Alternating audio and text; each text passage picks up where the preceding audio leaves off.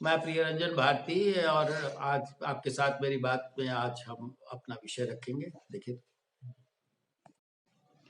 नमस्कार, आप देख रहे हैं आपके साथ मेरी बात और मैं हूं प्रियरंजन भारती। लोकसभा चुनाव की ही बात करूंगा। लोकसभा चुनाव की तारीखों का ऐलान भर बाकी है, लेकिन उसके माहौल की रचना हो चुकी है। सारी राजनीतिक पार्टियां चुनाव की तैयारियां में जुट चुकी हैं और सब के सब चुनावी माहौल में समाते नजर आ रहे हैं। अब सीट शेयरिंग की बात हो रही है और सीटों के शेयरिंग के बाद फिर उम्मीदवार खड़े होंगे, शतरंज की बिछाते बिछ जाएंगी, रणभूमि सज जाएगा और तब फिर योद्धा आर पार की लड़ाई में होंगे। लेकिन ये महत्वपूर्ण है कि भारतीय लोकतंत्र के इतिहास में ये दोहराव अपने आप में अनूठा है कि चुनाव लगातार तीसरी बार एक ही मुद्दे पर होने जा रहा है और मुद्दा है प्रधानमंत्री नरेंद्र मोदी। यानी मोदी मुद्दे पर ही ये तीसरी दफा लोकसभा का चुनाव होना अपने आप में इस बात की पुष्टि करने वाला है कि सारे मुद्दे गौण हो जाते हैं और ये तकाजा है लोकप्रियता का किसी नेता का कि वो कैसे मुद्दा बन जाता है। आपको याद होगा, बताने की मुझे आवश्यकता नहीं है कि भारतीय लोकतंत्र में इंदिरा गांधी एक ऐसी नेत्री थी जिनके नाम पर चुनाव कई लड़े गए। लोकसभा के कई चुनाव उनके नाम पर, यानी मुद्दा वो खुद बनी थी। चाहे उनके पुत्र की हत्या तो बाद में हुई, लेकिन इमरजेंसी के बाद के आंदोलन में वो पराजित हुई थी और फिर जब जनता पार्टी की सरकार बिखर गई तो फिर उस तरह की सहानुभूति बनी थी कि वो दोबारा अधिक सीटों पर चुन करके आई और ऐसा भारतीय लोकतंत्र का ये उदाहरण फिर से उसकी पुनरावृत्ति हो रही है भारतीय चुनावी माहौल में कि लगातार तीसरा चुनाव एक ही मुद्दे पर हो रहा है और मुद्दे के केंद्र में एक नेता है जो सर्वाधिक लोकप्रियता के साथ आगे बढ़ रहा है। यानी नरेंद्र मोदी चुनावी मुद्दा बने हुए। आपको बता दें कि इससे पहले जब 2013 में प्रधानमंत्री पद के लिए नरेंद्र मोदी के नाम की घोषणा की गई थी, पटना के इसी गांधी मैदान में रैली के दौरान जो परिदृश्य निकला, जिस तरह से विस्फोटक हालात हुए, तब से लेकर के आज तक नदियों में बहुत पानी बह चुका है और भारतीय लोकतंत्र में कई किस्से गढ़ चुके हैं, कई किस्से कहानियां सब अवतरित हो गई हैं, लेकिन चुनाव का मुद्दा मोदी ही है, नरेंद्र मोदी। जिस तरह से इंदिरा गांधी मुद्दा बनी थी, उसी तरह से अब मोदी को लाओ और मोदी को हटाओ, यानी चुनावी मुद्दे के केंद्र में नरेंद्र मोदी ही बने हुए हैं। पहले चुनाव में उन्होंने जनता से खुद को कनेक्ट करने के लिए डिजिटल क्रांति का एक स्वरूप लिया और चाय पे चर्चा जिस तरह से लोगों के साथ उन्होंने की, वो बड़ा लोकप्रिय हुआ था। लेकिन उसके बाद अब ये 2019 के चुनाव में भी मुद्दा प्रधानमंत्री नरेंद्र मोदी ही रहे। फिर उसके बाद अब 2024 का चुनाव, इस बीच में बहुत सारी गतिविधियां हुई, केंद्र ने बहुत सारी योजनाएं बनाई।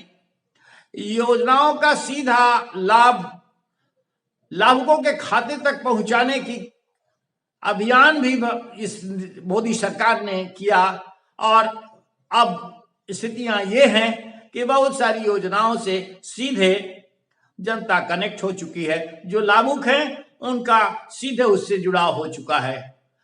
अब राजनीतिक स्तर से अलग अगर सरकारी प्रबंधन के स्तर पर भी देखा जाए तो जो लाभ मिलना चाहिए था वो कहीं ना कहीं चूक रही थी सरकारें मोदी के कार्यकाल में, वो सब सीधा वास्ता बना दिया गया और उनके कार्यकाल में योजनाएं लाभुकों तक सीधा उनके घर तक पहुंचने लग गई। मैं ये नहीं कह रहा हूं कि इसमें भ्रष्टाचार नहीं है। भ्रष्टाचार परिवार के लिए भी मोदी सरकार ने कई काम किए, कई पहल की, लेकिन वो समूल नाश उसका नहीं हो पाया है। बस महत्वपूर्ण ये है कि जनता को सीधे उनके सरोकारों से जोड़ने का काम इस सरकार ने किया और शायद मोदी सरकार की लोकप्रियता का ये एक अपना फंडा भी है। इसके नाते वो जनता से बने हुई है सरकार, जुड़ी हुई है। लेकिन लगातार तीसरे चुनाव में भी मोदी ही मुद्दा बनेंगे, ये अब साकार होता जा रहा है। पिछले कई महीनों से जिस तरह से मोदी को सत्ताच्युत करने के लिए, उनको सत्ता से बाहर करने के लिए विपक्षी दलों ने एकजुटता दिखाई, एक इंडिया गठबंधन बनाया, उसमें उसका सिर्फ और सिर्फ एक ही मुद्दा था कि मोदी को सत्ता से हटा देना है। ये और बात है कि मोदी को सत्ता से हटाने की कार्यशीलता में उनका कितना एकीकरण हो पाया।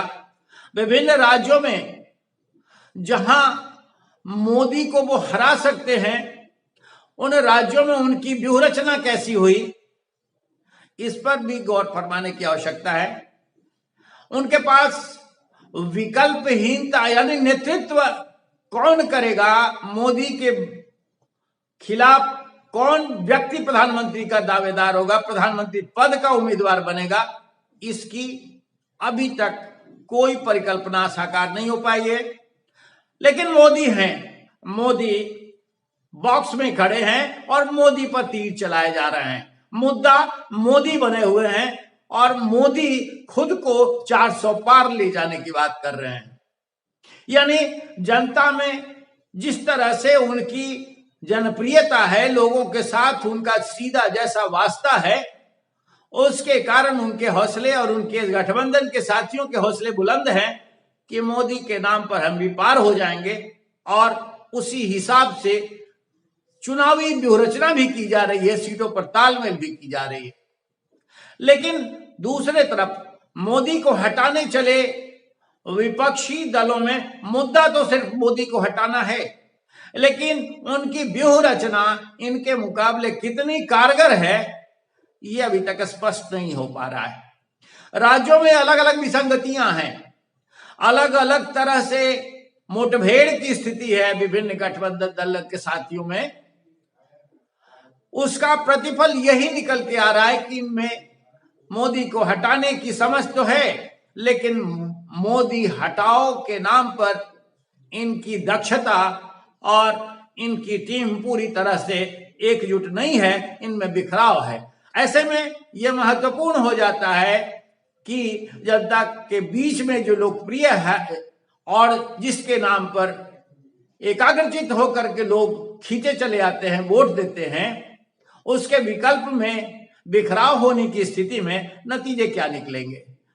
अभी जब शतरंज की बिछाते चुनाव में पूरी तरह बिछ जाएंगी और योद्धा मैदान में निकलेंगे, जब आर पार की लड़ाई छिड़ जाएगी, तब ये निर्णायक होगा कि मोदी के नाम पर कितना जादू अब भी बरकरार है और मोदी हटाओ के नाम पर कितनी करामात उनके नेता कर पा रहे हैं और जनता किस मूड में है कि मोदी को हटाना है या मोदी को वापस लाना है। महत्वपूर्ण ये हो जाना है कि बाकी चीजें गौण हो जा रही हैं।